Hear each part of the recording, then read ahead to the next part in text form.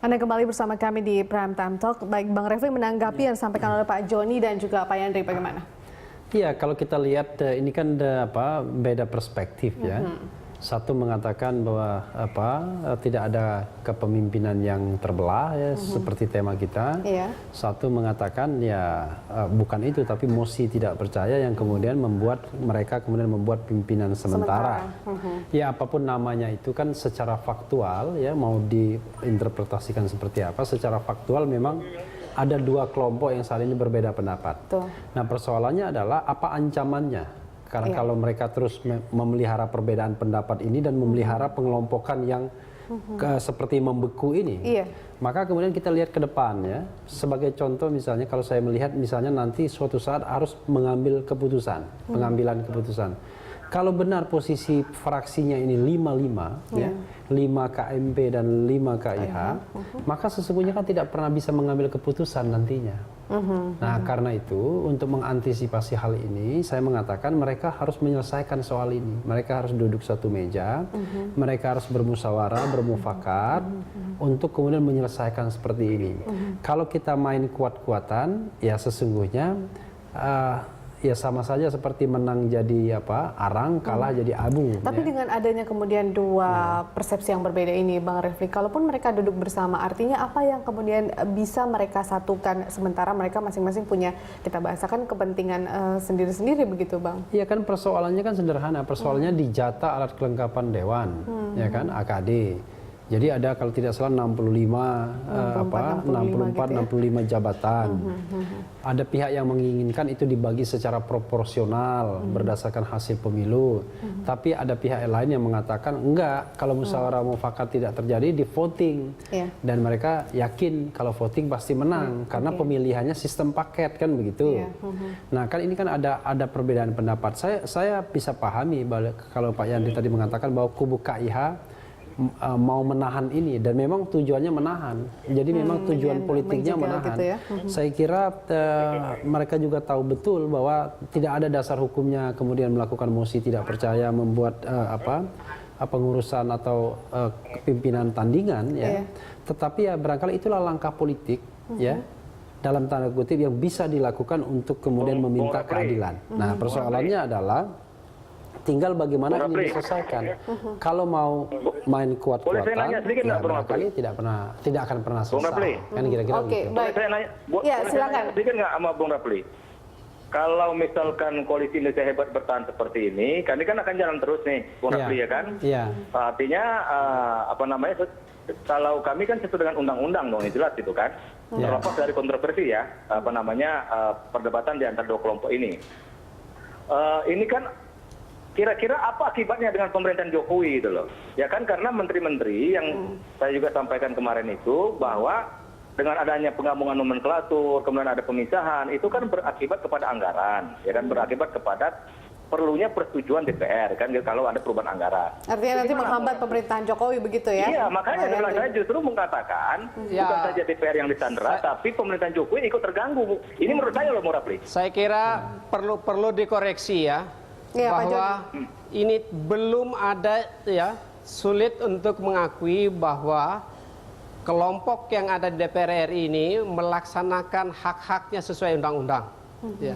Ini undang-undang ditabrak dan sesuai tata tertib. Kalau menabrak undang-undang, ini ditabrak itu seperti apa?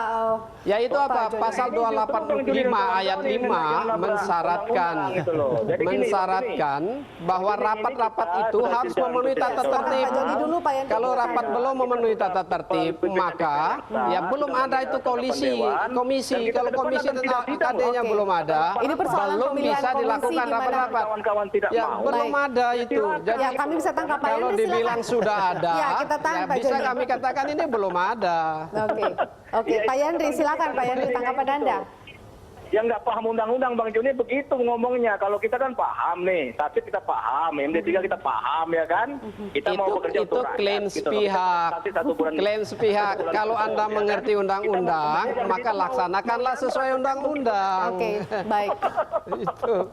Baik, saya kembali ke Bang Refli dulu ini. Ngerti undang-undang kalau berbuat salah. Oke, baik. Kita tahan dulu Bapak-Bapak. Bang Refli, kalau Anda melihat di sini bahwa dari perdebatan ini saja kemudian kita melihat bahwa Iya. memang ada kepentingan masing-masing Iya, yang akan sulit jadi begini, ada perbedaan pendapat ya. Iya. Perbedaan pendapat itu menurut saya di-drive karena perbedaan kepentingan ya. Iya.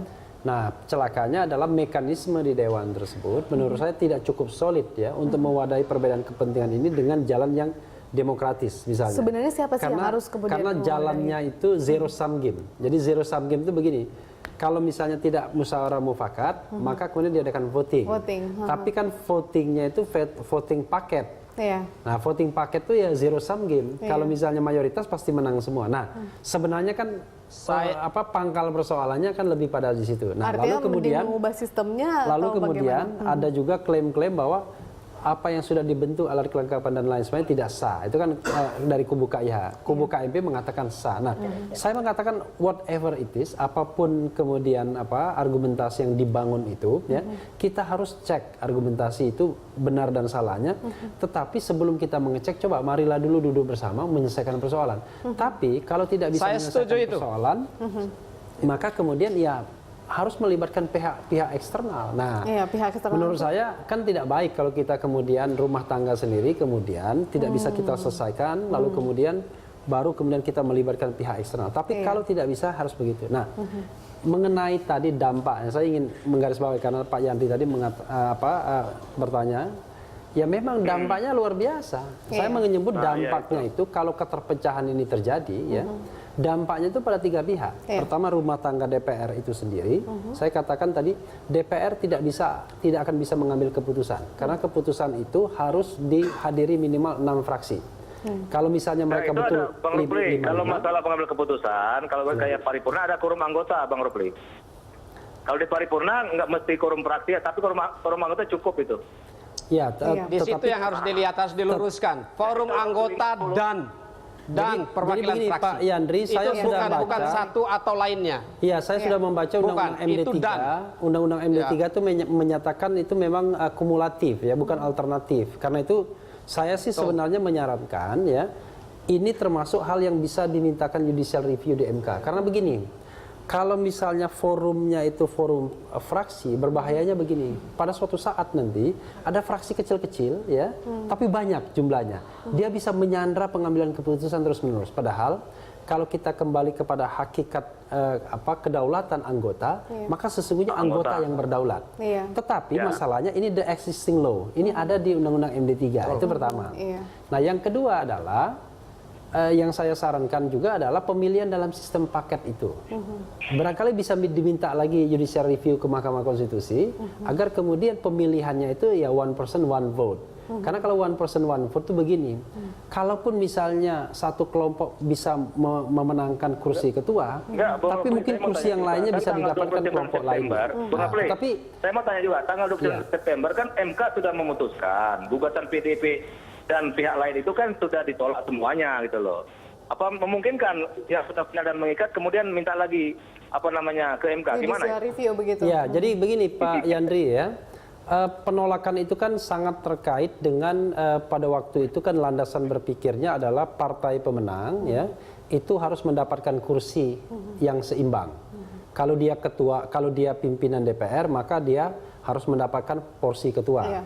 Demikian juga di alat kelengkapan proporsional itu yang kemudian diminta begitu.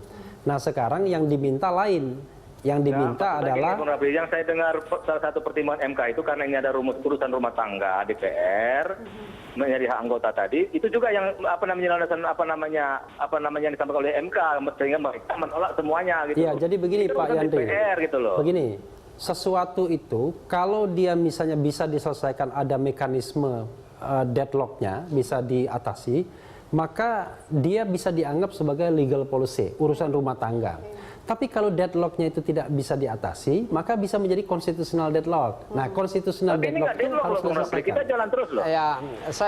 Jalan terus kan dari versi Pak Yandri. Versi yang lainnya enggak. Versi Pak Joni dan teman-teman, dan ini kemudian yang dipandang oleh masyarakat begitu. Pak Joni, tanggapan Anda? Ya, saya kira begini. Saya sangat sepaham ya, sependapat dengan pemikirannya Pak Refli tadi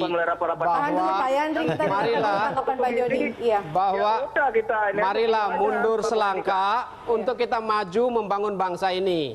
saya garis bawahi pendapat Pak Refli bahwa sekaranglah waktunya untuk para pemimpin ini duduk bersama menyelesaikan persoalan ini. Tapi Pak Joni, apakah melalui kemudian koalisi musyawarah Indonesia untuk Hebat mufakat. memperhitungkan bahwa apa Iya. yang diambil ini bisa menjegal kemudian atau mengganggu pemerintahan Jokowi JK ke depannya begitu atau menghambat? Justru demi bangsa dan negara, demi terlaksanaan penyelenggaraan pemerintahan yang baik, demi masyarakat.